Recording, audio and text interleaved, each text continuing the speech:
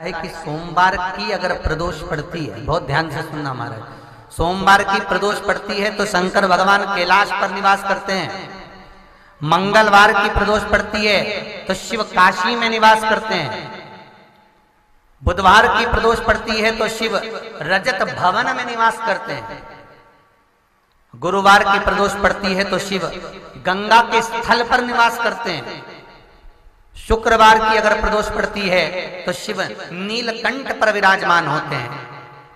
शनिवार की अगर प्रदोष पड़ती है तो शिव शमी के वृक्ष के नीचे रहते हैं। और रविवार की जब प्रदोष पड़ती है तो शिव बेलपत्र के पेड़ के नीचे निवास करते हैं। महाराज, ये एकादशी शंकर से कह रही है कि आपका स्थान ये नहीं कि आप कैलाश पर मिले, उस वार को, उस तिथि के दिन, उस अनुकूल।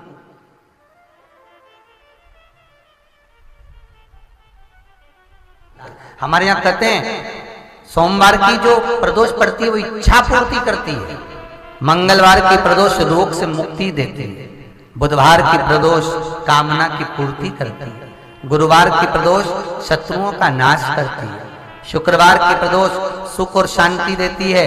शनिवार की प्रदोष संतान का सुख देती है। और रविवार की प्रदोष जो काम दुनिया में कोई नहीं कर सकता वो अचूक फल की प्राप्ति रविवार की प्रदोष करा देती है। महाराज, ऐसी प्रदोषों का नियम वर्णन किया चाहिए। भगवान कहते ठीक है, तू थोड़ी देर खड़ी हो।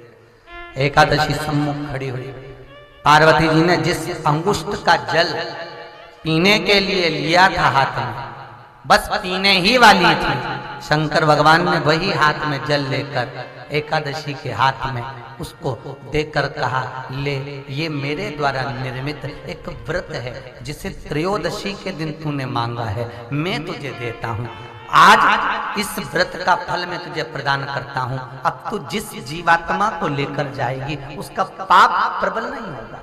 किसी स्त्री, पुरुष, बालक, बुजुर्ग जो भी होगा जिसने प्रदोष का व्रत करा होगा, वो जीवात्मा को तू किसी फल की कामना से नहीं, स्वतः ही लेकर चली जाए।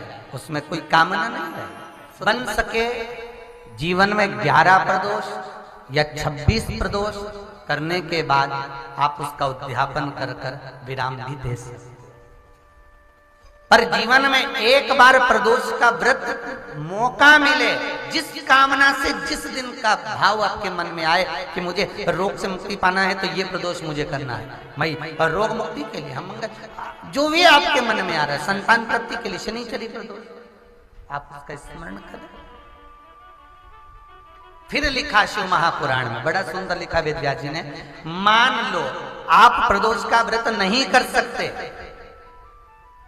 आप अगर व्रत नहीं कर सकते तो प्रदोष के दिन, प्रदोष काल में शाम का समय, सूर्यास्त का कुछ पल, कुछ घड़ी के पहले से लेकर बाद तक का प्रदोष काल के अंतर्गत आप शंकर जी के मंदिर में जाकर 1 लोटा पानी, 5 बेलपत्र भी अगर समर्पित करते हैं तो संपूर्ण प्रदोष का फल आपके भाग्य में प्रबल हो जाए।